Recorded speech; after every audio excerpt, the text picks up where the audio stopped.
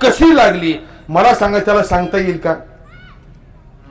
त्याला माहित नाही का गोड लागली? गोड लागली माहिती, पण सांगता येतं का? त्याप्रमाणे प्रेम अनुभवता येतं, सांगता येत नाही.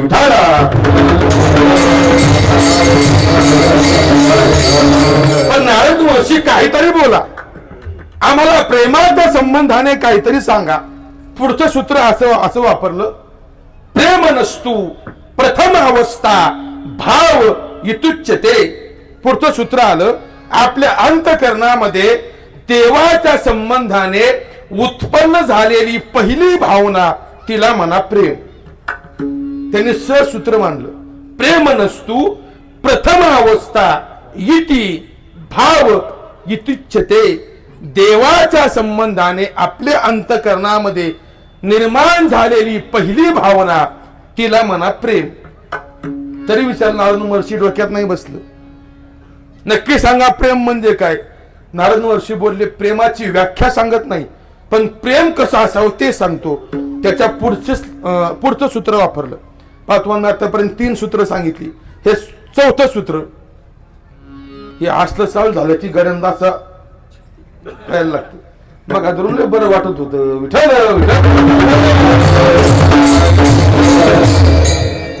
मी नेहमी सांगतो, कीर्तन ही कीर्तन असावीत. काय असावी? मी प्रत्येक कीर्तनामध्ये वाक्य बोलतो, जर तुम्ही तुमच्या जीवनातले 2 तास खर्च करून जर या धर्म मंडपात येत असाल ना, तर तुमचं कर्तव्य आहे चांगलं ऐकायची.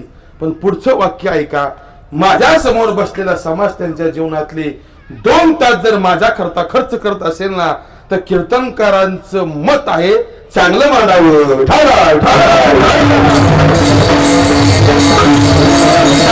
सूत्र ऐका, प्रेम कसं असावं?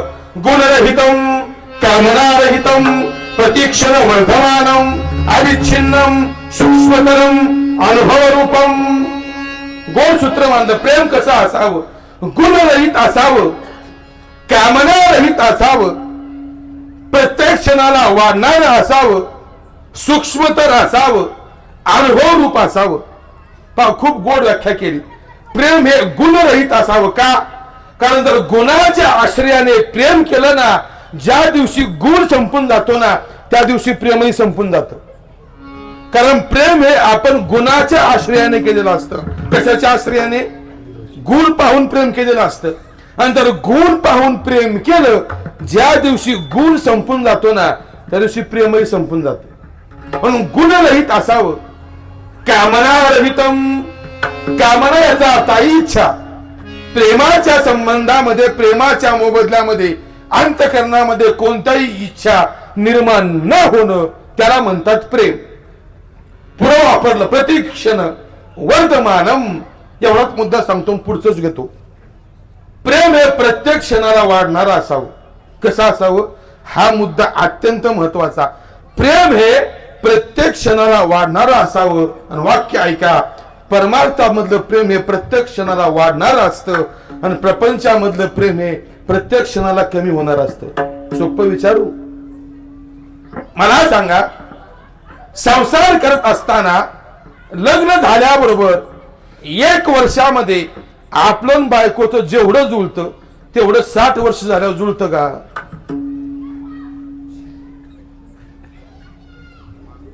तुम्ही जोपर्यंत उत्तर देत ना तोपर्यंत मी कीर्तन सोडित नाही. बरं 5 वर्षानंतर तरी जाऊ द्या, 60 वर्ष 5 वर्षानंतर तरी का? तुमचं प्रेम असतं ना पत्नीवर. अरे आपलं प्रेम एका जागेवर राहत नाही.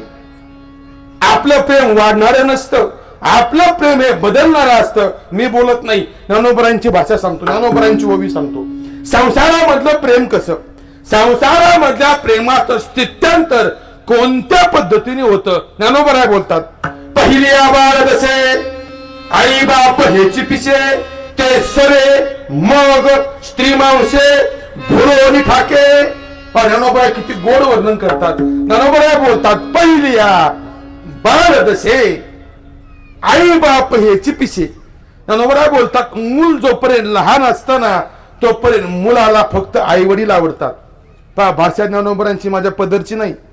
पहिली बाळ जसे आई बाप हेची पिशे पिशे याचा अर्थ आहे वेड होणं. म्हणजे लहानपणात मूल फक्त आई वडिलांसाठी वेड होतं. म्हणजे लहानपणामध्ये आपलं प्रेम कोणावर असतं? आई वडिलांच्यावर. कुठवर कुठवर कुठवर?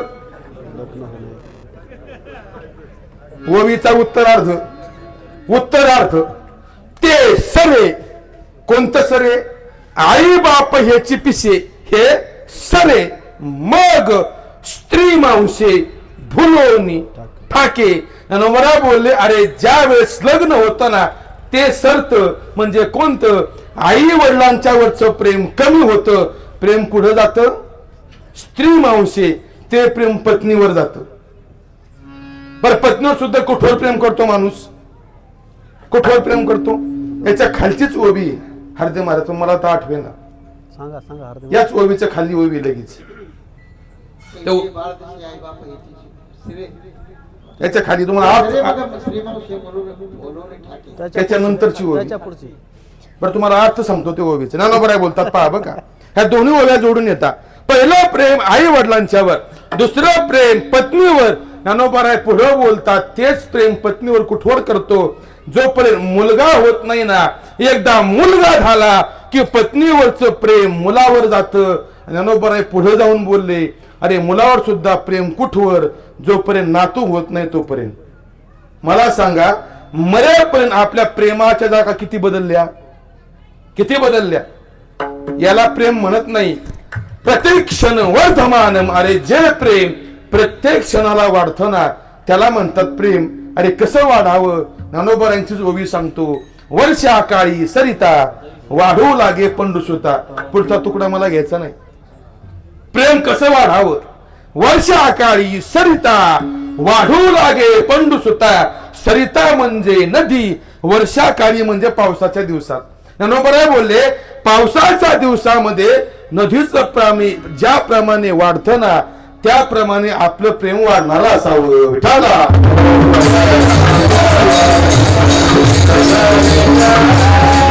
आणि असं प्रेम लागतं परमार्थामध्ये. असं प्रेम लागतं. कसं? असं प्रेम परमार्थ वरवरचा नाही. कारण भगवान परमात्म्याला काय आवडतं? अंतरीची घेतो गोडी. एक वाक्य सांगतो. भगवान परमात्मा तुमची व्यवस्था पाहत नाही, भगवान परमात्मा तुमची अवस्था पाहतो. अरे काय होतं शबरी मातेकडे? काहीच नव्हतं. भगवान तिथे गेला. अरे काय नव्हतं दुर्योधनाकडे? 56 प्रकारचे भोग होते, राजवाडा होता, राजमहल होता. अरे लात मारली भगवंतानी आणि उद्धवजी चल विदुरा घर जाई.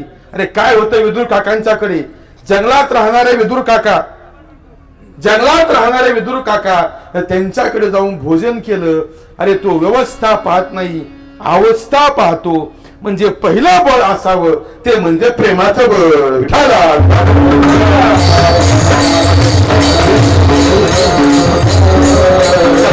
परमार्थामध्ये दुसरं बळ लागतं. कोणतं? मी सांगून गेलो सुरुवातीला 4 बळ. तुमच्या ध्यानात राहत नाही तीच बरं आहे. तुम्ही कीर्तन केली असती विठाल. दुसरं बळ आहे ज्ञान बळ. अरे परमार्थ करत असताना ज्ञान बळ असावं. कोणतं ज्ञान? भगवान परमात्म्याच्या स्वरूपाचं ज्ञान, भक्ती करण्याच्या पद्धतीचं ज्ञान, देवतेचं ज्ञान. सोपी भाषा सांगतो. ज्ञान कशाचं असावं? आपल्याला गुजरात वेदांतात जायचं नाही. सोपं सांगतो कशाचं ज्ञान असावं. परमार्थामध्ये ज्ञान कशाचं असावं? आपण ज्या भगवान परमात्म्याची भक्ती करतो ना तो भगवान परमात्मा योग्य आहे का याचं ज्ञान असावं. दुसरी व्याख्या आहे का? दुसरं ज्ञान कशाचं असावं? आपण ज्यांच्या चरणावरती साधू म्हणून माथा टेकवतो ना ते पाय साधू म्हणण्याच्या लायकीचे आहेत का याचे ज्ञान असावं. कारण एक वाक्य आहे का सज्जनो? आपल्या अंतकरणात श्रद्धा नावाची एक मुलगी जन्माला येते. वाक्य ऐका. आपल्या अंतकरणामध्ये एक श्रद्धा नावाची मुलगी जन्माला येते. ती श्रद्धा नावाची मुलगी आता लग्नाच्या वयात येते. पण एक वाक्य ऐका. श्रद्धा नावाची मुलगी देत असताना अशा माणसाला द्या की तो माणूस योग्य असावा. याचा अर्थ तुम्ही श्रद्धा ज्याच्या चरणावरती टेकवताना ते चरण चांगले असावे.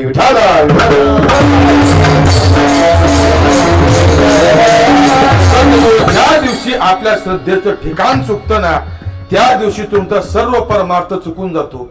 म्हणून श्रद्धा योग्य ठिकाणी ठेवा. त्याचं ज्ञान असावं. चला पुढे. तिसरं बळ असावं परमार्थामध्ये ते म्हणजे वैराग्याचं बळ. अत्यंत महत्वाचं असणारं बळ.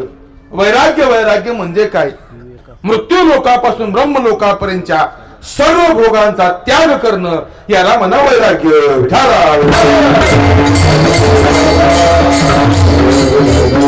जीवनामध्ये त्याग असणं याला म्हणा वैराग्य. पण वाक्य ऐका, एवढ्या व्याख्येने वैराग्य परिपूर्ण होत नाही. थोडीकडे लक्ष चिंतन ऐका. फक्त त्याग करणं याला वैराग्य म्हणत नाही. त्याच्यामध्ये 5 गोष्टी असाव्या लागतात. 5 गोष्टी असाव्या लागतात. श्री गुरु चंद्रशेखरजी महाराज देगलूरकर यांची भागवत कथा ऐकत असताना त्याच्यामध्ये हा वैराग्याचा मुद्दा आला. तो मुद्दा मांडत असताना त्यांनी असं मांडलं की फक्त त्याग घडणं याला वैराग्य म्हणू नका. मग त्याच्यामध्ये 4 ते 5 गोष्टी असाव्यात, मग त्याला वैराग्य म्हणतात. गोष्टी ऐका. पहिली गोष्ट ऐका, ज्या वस्तूच्या संबंधाने आपल्या अंतःकरणात वैराग्य निर्माण झालं ना ती वस्तू अस्तित्वात असावी, मग तिचा त्याग घडावा. चला दुसरं, ती फक्त अस्तित्वात असून उपयोग होत नाही. ती वस्तू डोळ्यासमोर असावी, मग तिचा त्याग घडावा. तिसरं, फक्त डोळ्यासमोर असून चालत नाही. ती वस्तू प्राप्त असावी, नंतर तिचा त्याग घडावा. चौथी गोष्ट ऐका, फक्त प्राप्त असून उपयोगाची नाही, ती वस्तू आपल्याला अनुकूल असावी, मग तिचा त्याग घडावा. आणि 5वी गोष्ट, तो भोग भोगण्याची शरीरामध्ये क्षमता असावी, आणि मग त्या वस्तूला नाही म्हणावं, त्याला म्हणावं वैराग्य.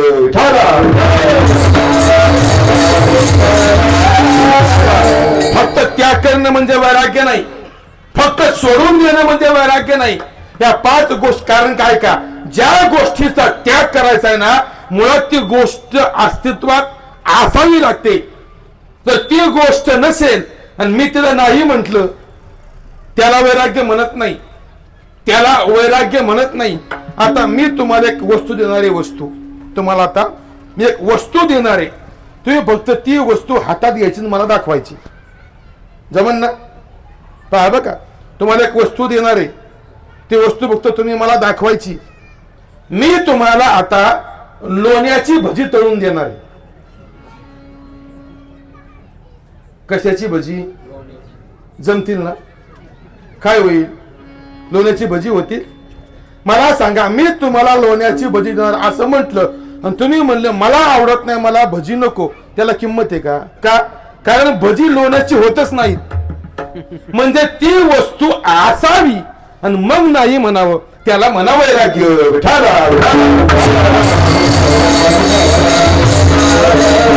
म्हणजे वैराग्यामध्ये पहिली गोष्ट काय असावी, ज्या वस्तूचा त्याग करायचा ना ती वस्तू अस्तित्वात असावी आणि मग त्याला नाही म्हणावं, त्याला म्हणा वैराग्य. चला दुसरी गोष्ट, ती वस्तू अस्तित्वात असावी आणि ती वस्तू डोळ्यासमोरही असावी. सज्जनो, वैराग्याला आणि त्यागाला किंमत त्याच वेळेस कधी वस्तू समोर असेल तर भोग समोर असेल आणि मग जर त्या भोगाला नाही म्हटलं ना तर त्याला त्याग म्हणावा. वस्तू डोळ्यासमोर नसेल आणि मला ती वस्तू नको म्हणण्याला अर्थ नाही. कारण वैराग्याला किंमत त्याच वेळेस येते कधी भोग समोर असावा आणि मग आपलं वैराग्य स्थिर राहावं. कसं ऐका, एक गोड उदाहरण देतो. एकदा बिरबल बादशाला भेटण्याकरता गेला दरबारामध्ये. संध्याकाळची वेळ, जेवणाची वेळ झालेली. द्वारावरती गेला, द्वारपायाने अडवलं. कशा करता आला बिरबल? बादशांना भेटायचंय. तुम्हाला जेवण करायला बसलेत, विचारून तर ये. द्वारपाल आत गेला, सांगितलं बादशाह बिरबलजी भेटण्याकरता आले, पाठवून देऊ का? बादशाह म्हणला द्या पाठवून. बिरबल आतमध्ये गेला, बादशाह जेवण करत होता, त्यांच्या काही गप्पा गोष्टी झाल्या. बिरबल पाठीमाघारी निघाला, थोडे त्याचं लक्ष गेलं, बादशाहच्या शेजारी एक मांजर बसलं होतं. त्या मांजराच्या डोक्यावरती एक प्लेट मांडली होती, त्या प्लेट मध्ये एक दिवा लावला होता आणि त्या दिव्याच्या प्रकाशामध्ये बादशाह जेवण करत होता. बिरबलाचं लक्ष सहज त्याच्याकडे गेलं आणि बिरबलाने त्या दृश्याकडे पाहिलं आणि त्याच वेळेस बादशाहने बिरबलाकडे पाहिलं आणि बादशाह बिरबलाला टोचून बोलला, म्हणला, पाहिलं का बिरबला, माझ्या समोर प्राणी सुद्धा शांत होतात, हे तुमच्या समोर माणसं शांत बसत नाही. अरे तो बिरबल होता. ज्ञानी माणसाला थोडा सुद्धा झालेला अपमान सहन होत नाही. कुणाला? येड्याला नाही. येड्याला सगळं सारखं असतं, अपमान सगळं सारखं. पण जो ज्ञानी असतो ना, तो त्या अपमान का झाला त्याचा शोध घेतो. अरे बिरबल घरी आला, 2 दिवस झाले, 3 दिवस झाले, बिरबलाच्या मुलाने पाहिलं, 3 दिवस झाले बाबा जेवत नाही. चेहरा पाहिला, चेहरा नाराज दिसला. मला एक वाक्य सांगायचं सज्जन हो, बापाचा चेहरा पाहिल्यावरती बापाच्या मनात काय चाललंय ना हे मुलांना कळावं. बघा समजलं तर, बापाचा चेहरा पाहिला ना की मुलाला कळावं आपला बाप नाराज आहे आणि त्यालाच मुलगा म्हणावं. त्याला बापाचा चेहरा वाचता येतो. बिरबलाच्या मुलाने चेहरा पाहिला, विचारलं, काय झालं बाबा, 3 दिवस झाले तुम्ही जेवण करत नाही. घडलेला प्रसंग सर्व सांगितला. अरे तो मुलगा बिरबलाचा होता. तो म्हणला, बाबा उद्या पुन्हा आपण बादशाहकडे जायचं, फक्त जाताना मला बरोबर घेऊन जा. तो म्हणला, कशाला बाबा, घेऊन तर चला. संध्याकाळी दोघेही झोपले. सकाळ सकाळ बिरबलाचा मुलगा उठला, संपूर्ण गावात फिरला आणि 2 उंदराची पिल्ल त्यांनी पकडून आणली. 2 उंदराची पिल्ल. संध्याकाळ झाली, पुन्हा राजवाड्यात गेले. द्वारपालाने अडवलं, परवानगी मागितली, आतमध्ये गेले.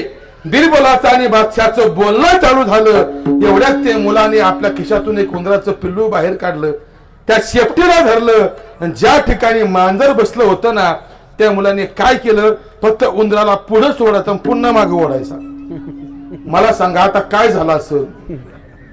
नाही, मांजराचं, ताटलीचं, दिव्याचं काय झालं असं? अरे जे वेळेस मांजराने उंदीर पाहिला, ताटली फेकून दिली, दिवाळी फेकून दिला. सिद्धांताकडे या. आतापर्यंत मांजर शांत होतं का? मांजर शांत होतं का? का शांत होतं? उंदीर समोर नव्हता म्हणून. मांजर शांत का होतं? मांजर शांत का होतं? मांजर शांत का होतं? जोपर्यंत उंदीर समोर येत नाही तोपर्यंत. अरे ज्या दिवशी भोग समोर येतो ना त्या दिवशी इंद्रिय शांत बसत नाहीत. अरे भोग समोर यावा आणि इंद्रिय शांत राहावी, त्याला म्हणा वैराग्य. विठाला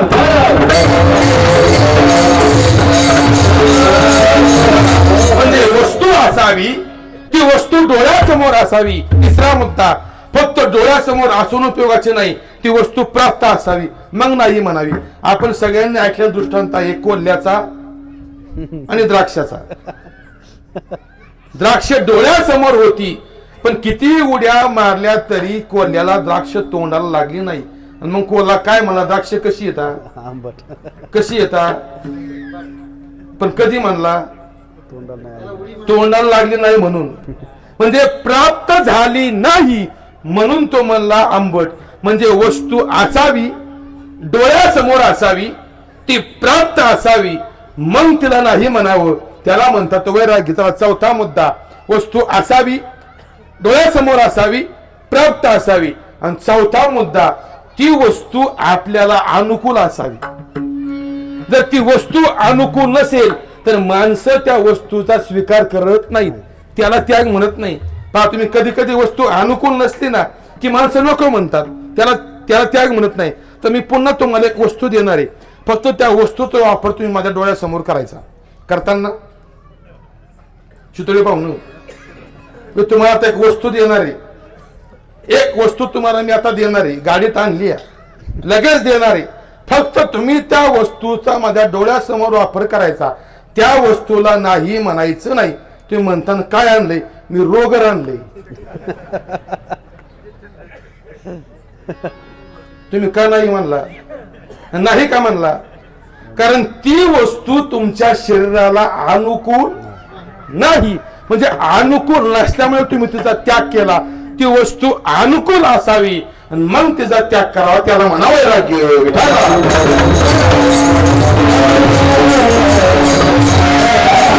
आणि शेवटचा मुद्दा, ती वस्तू अनुकूल असून सुद्धा त्या वस्तूचा भोग भोगणं शरीरामध्ये ताकद असावी. अरे साखर शरीराला अनुकूल आहे, साखर शरीराला अनुकूल आहे, पण साखरेला नाही कुणी म्हणावं? ज्याला डायबिटीस झालाय त्याने. तो नाहीच म्हणतो का? कारण त्याच्या शरीरामध्ये ती साखर भोगण्याची क्षमता नाही, म्हणून तो नाही म्हणतो. शरीर चांगलं असावं म्हणजे शुगर नसावी आणि मग म्हणावं मला बासुंदी नको. कारण शुगर असल्यावर सगळीच नाही म्हणतात, त्याला म्हणतात वैराग्य. म्हणजे भोग अस्तित्वात असावा, भोग डोळ्यासमोर असावा, भोग प्राप्त असावा, भोग अनुकूल असावा आणि भोग भोगण्याची क्षमता शरीरामध्ये असावी आणि मग नाही म्हणावं. अरे ऐका ना, तुकोबरायांसारखा महात्मा उत्तम शरीर होतं, शरीर चांगलं होतं, भोग भोगण्याची क्षमता शरीरामध्ये होती. अरे भोग डोळ्यासमोर होता, भोग प्राप्त होता, भोग अनुकूल होता. अरे भंडारा डोंगरावरती तुकोबराय भजन करण्याकरता जायचे. अरे रोज उठावं, स्नान करावं, गळ्यामध्ये विणा घ्यावा, हातामध्ये चुपड्या घ्याव्यात आणि भंडारा डोंगरावरती भजन करण्याकरता जावं. पण एक वाक्य ऐका, ज्या दिवशी सज्जनाची किंमत वाढू लागते ना, त्या दिवशी दुर्जनाचं पित्त खवळायला सुरुवात होते. काय बोललो मी? ज्या दिवशी सज्जनाची किंमत वाढू लागते त्या दिवशी दुर्जनाचं पित्त वाढायला सुरुवात होते. अरे तेच झालं. तुकोबरायांची कीर्ती आता होऊ लागली, ती सहन झाली नाही. अरे काय केलं दुर्जनांनी? एक वेश्या त्या भंडारा डोंगरावरती पाठवली. तरुण होती, सुंदर होती. तुकोबरायांचं भजन चालू झालं होतं. अरे गेली, चरणावरती मस्तक टेकवलं, स्त्रीचा स्पर्श झाला, जाणवलं कुणीतरी आलंय, डोळे उघडले, विचारलं कशा करता या जंगलामध्ये आली? अरे निर्जन असणारं जंगल, येथे माझ्याशिवाय कुणीच येत नाही, येण्याचं कारण काय? सांगितलं महाराज मला तुमच्याकडून भोगाची इच्छा आहे. अरे ऐका ना, स्त्री तरुण होती, सुंदर होती, तुकोबरायांच्याकडे भोग भोगण्याची क्षमता होती, शरीर अनुकूल होतं, भोग प्राप्त होता, भोग डोळ्यासमोर होता. पण तुकोबरायांनी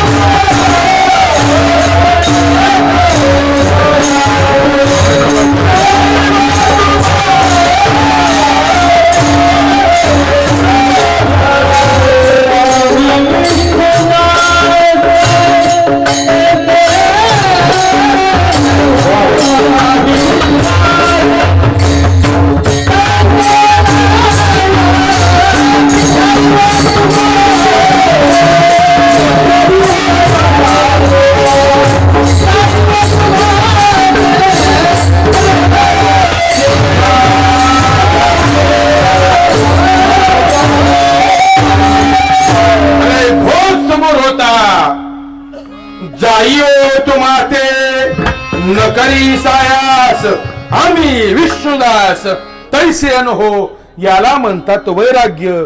अरे भोग होता, डोळ्यासमोर होता, प्राप्त होता, अनुकूल होता, भोगण्याची क्षमता शरीरामध्ये होती. पण तुकोबराय बोलतात आम्ही विष्णुदास तैसे हे, याला म्हणतात वैराग्य. आणि असं वैराग्य परमार्थामध्ये लागतं.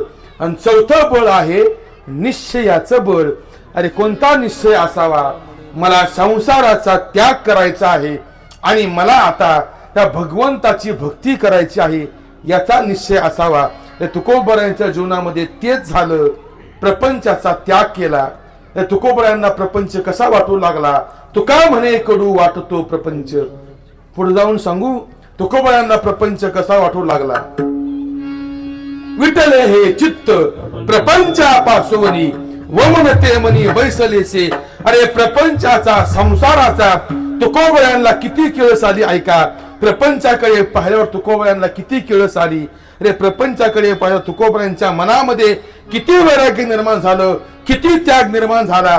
तुकोबराय बोलतात, एखाद्या उलटीकडे पाहिल्यावर जेवढी किळस येते ना, वमिलिया अन्ना लाळण घोटी रसना. तुकोबराय बोलले तेवढी किळस आली. किती किळस आली पहा. एखादा माणूस 10 दिवस उपवासी असावा, त्याला अन्न मिळत नसावं, तो रस्त्याने चालत असावा, समोर एक मंडप दिसावा, लक्षात यावं ज्या अर्थी मंडप दिसतोय ना त्या अर्थी काहीतरी कार्य असावं, जेवणाची पंगत असावी. तो पळत पळत मंडपाच्या द्वाराजवळ गेला, आतमध्ये डोकावलं, जेवणाची पंगत बसली होती, पण तो आत शिरायला लागला. एवढ्यात त्याला दारावरच्या माणसाने ढकलून दिला. त्याने पाहिलं आतमध्ये उत्तम जेवण चाललं होतं, चांगलं जेवण चाललं होतं. पुरी होती, चपाती होती, बासुंदी होती, गुलाबजाम होते, पनीरची भाजी होती, बटाट्याची भजी होती, कांद्याची भजी होती, पालकाची भजी होती, पापड होते, खुरडई होती. तुम्ही म्हणता कशाला आठवण करून देताय. एवढं सगळं होतं आणि ढकलून दिला त्याला बाहेर. तो बाहेर पडला.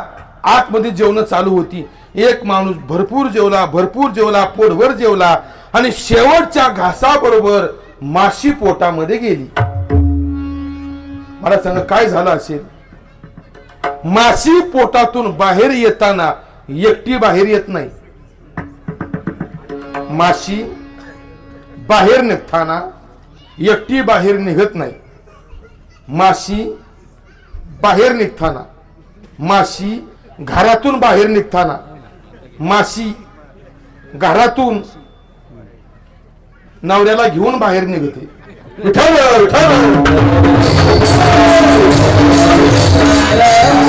तो माशी आत राहत नाही, बाहेर आली आणि त्याला उलटी झाली. तो त्याने तोंड दाबलं, बाहेर आला आणि त्याने त्याच माणसासमोर उलटी केली. जो माणूस 10 दिवस उपाशी होता, तो दारावरचा माणसाने त्या माणसाकडे पाहिलं, म्हणला तुला भूक लागली ना, तू आता मरणार आहे ना, तुला आता जर अन्न नाही मिळालं तर तू मरणार आहे ना, मग एक कर, हे खा.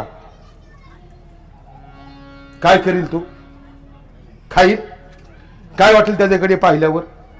आणि त्या उलटीकडे पाहिल्या जेवढी किळस येते ना, तुकोबराय बोलले तीच अवस्था आम्ही संसाराकडे पाहिलं ना तेवढी किळस आम्हाला येते. तुकोबराय बोलले आम्ही काय केलं, असा किळसवान वाटणारा प्रपंच सोडून दिला आणि काय केलं, आम्ही आता परमार्थाच्या मार्गावर लागलो. फक्त लागलो नाही, त्या परमार्थाच्या मार्गावरती लागल्यावर आता आम्ही साध्यापर्यंत पोहोचलो. सांगा तुकोबराय, तुम्ही आता परमार्थाच्या मार्गावरती चालत चालत साध्यापर्यंत पोहोचला. मग सांगा तुकोबराय, आता साध्यापर्यंत पोहोचल्यावर तुम्हाला काय वाटतं, किंबहुना तुमची काय इच्छा आहे? तुकोबराय बोलले आता आम्ही साध्यापर्यंत पोहोचलो ना, आता काहीही झालं तरी आम्ही या साध्यापासून बाजूला जाणार नाही. पहिलं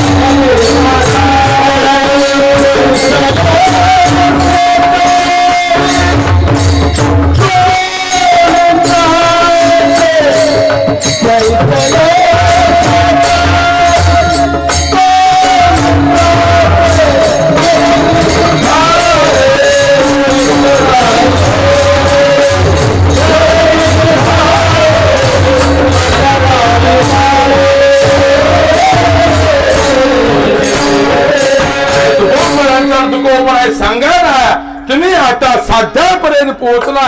अरे काय अवस्था आहे. हाचीने माता न फिरे माघारी. तुकोबरा बोलले आता आम्ही परमार्थाच्या ज्या साध्यापर्यंत पोहोचलो ना, आता आम्ही निश्चय केला. काय निश्चय केला? या साध्यापासून आम्ही आता बाजूला होणार नाही. कोणतं साध्य? बैसले शेजारी गोविंदाच्या. आम्ही आता भगवान परमात्म्याच्या जवळ जाऊन बसलो आणि आता आम्ही कधी त्या साध्यापासून बाजूला होणार नाही. फक्त एक शंका निर्माण होते, तेवढी शंका सांगतून सेवा संपवतो. तुकोबाराय बोलतात की मी आता या परमार्थाच्या साध्यापासून बाजूला होणार नाही. जास्त तुकोबाराय बोलतात मी बाजूला होणार नाही. याचा अर्थ काही माणसं परमार्थाच्या साधनेपासून निश्चित बाजूला होत असावीत, होतात सज्जनो. एखादा माणूस परमार्थ करत असेल ना, अचानक जीवनामध्ये अशा काही घटना घडतात की तो माणूस तो परमार्थाचा मार्ग सोडून देतो आणि संसाराकडे प्रपंचाकडे येतो.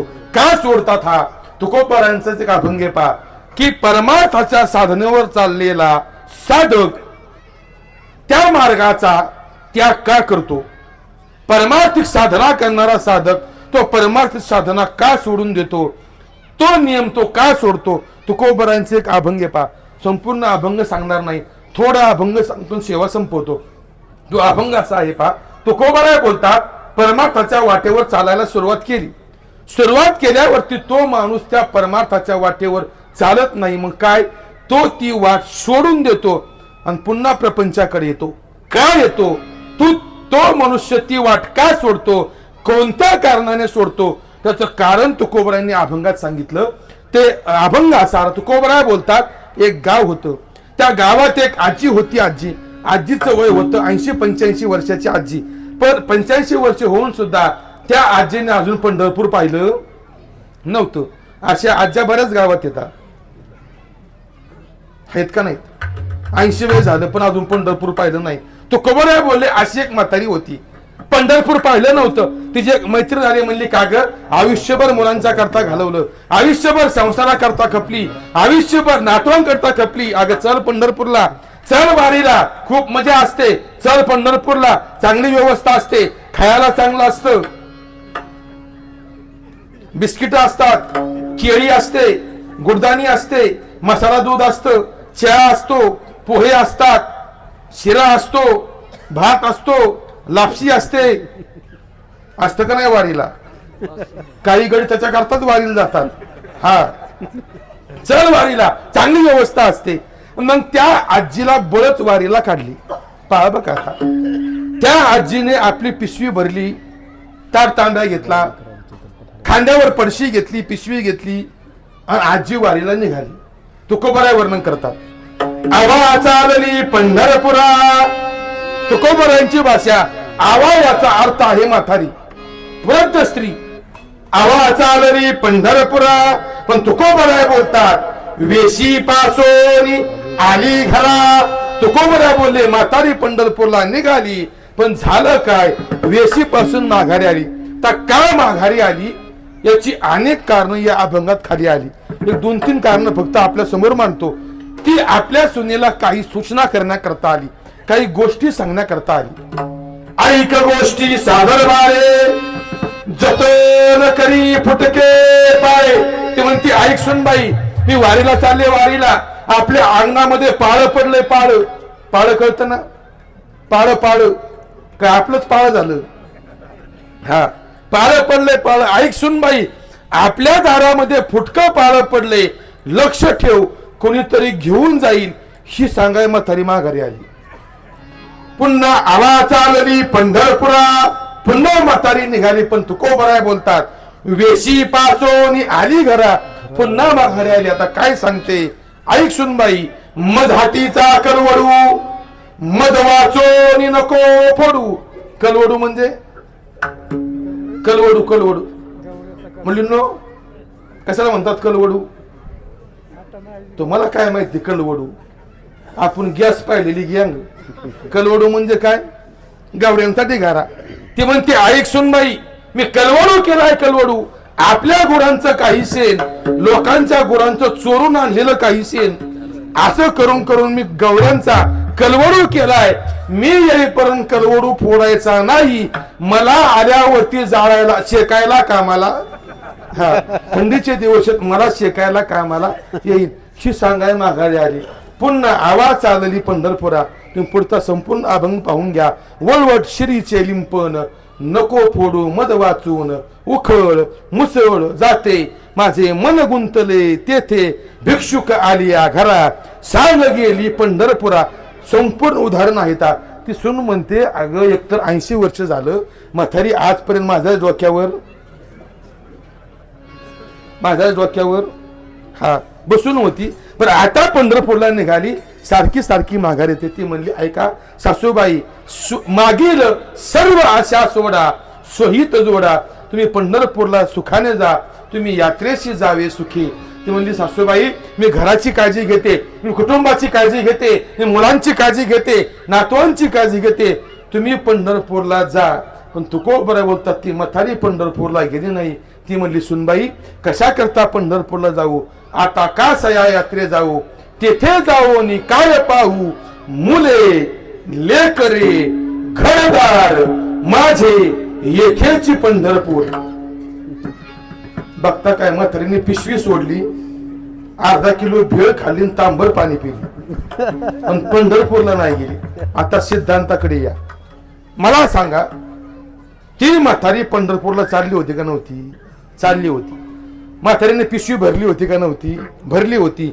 घर सोडलं होतं का नव्हतं? सोडलं होतं. पंढरपूरला गेली का? का नाही गेली? तुकोबराय बोलतात, का नाही गेली? ऐका, परमार्थाच्या साधनेवर लागलेला साधक त्याला परमार्थ करून देत नाही. कोण करून देत नाही? तुका म्हणे आईशे जन गोविले माये करून. माया शब्द अत्यंत महत्वाचा. परमार्थाच्या वाटेवरच्या साधकाला संसारामधील माया परमार्थाच्या वाटेपासून दूर करते. पण तुकोबराय बोलतात, आता आम्ही मात्र हाच नेम आता न फिरे माघारी. आम्ही आता माघारी फिरणार नाही. का? बैसले शेजारी गोविंदाच्या. आम्ही आता देवाच्या शेजारी बसलो. पण तुकोबराय, तुम्ही देवाच्या शेजारी बसण्याकरता काय केलं? घर रिघे झाले पट्टराणी बळे, वरिले सावळे परब्रह्म.